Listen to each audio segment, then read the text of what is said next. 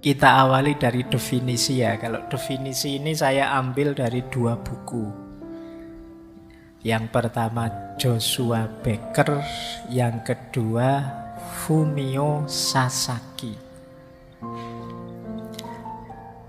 Yang pertama dari buku Becoming Minimalist, dia mendefinisikan minimalis adalah tentang mendapatkan apa yang membuat kita bahagia dan menghilangkan segala yang memalingkan kita dari hal tersebut.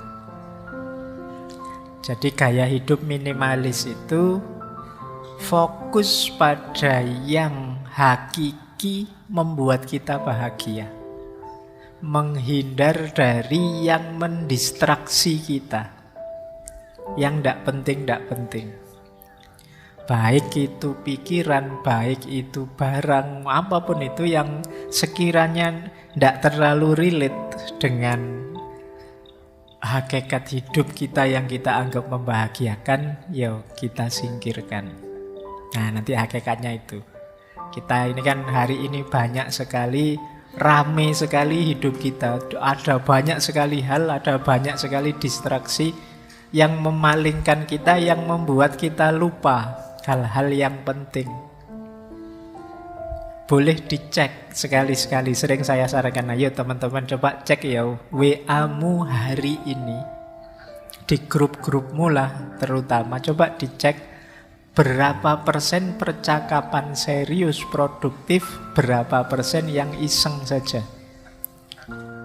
Berapa persen yang isinya cuma meme isinya cuma emoticon tidak jelas itu.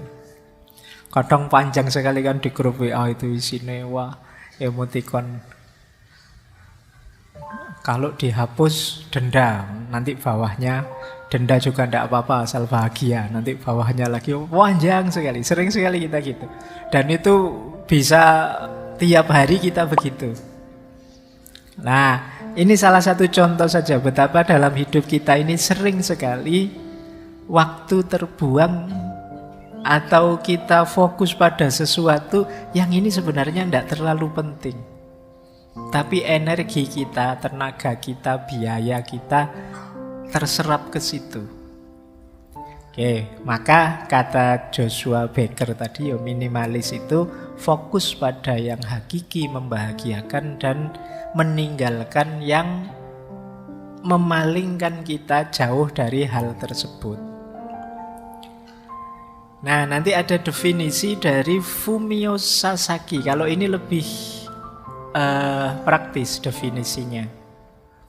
Minimalisme adalah gaya hidup yang berarti kita mengurangi barang yang kita miliki sampai pada tingkat paling minimum dan memberi kita kesempatan untuk merenungi arti bahagia. Jadi biasanya kan yang tadi mendistraksi kita itu menghabiskan energi, tenaga, biaya, itu kan banyak barang-barang di sekeliling kita yang tidak penting. Ya karena kita miliki, akhirnya ya mau tidak mau harus kita urusi. Nah, dari situ terus waktu kita banyak tersita, tenaga kita banyak tersita, energi kita banyak tersita.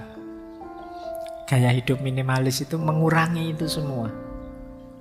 Jadi setelah ini teman-teman boleh kalau pulang ke kos-kosan terus kamu nilai ya barangmu di kamarmu itu ada berapa, penting enggak yang ada di kamarmu itu semua.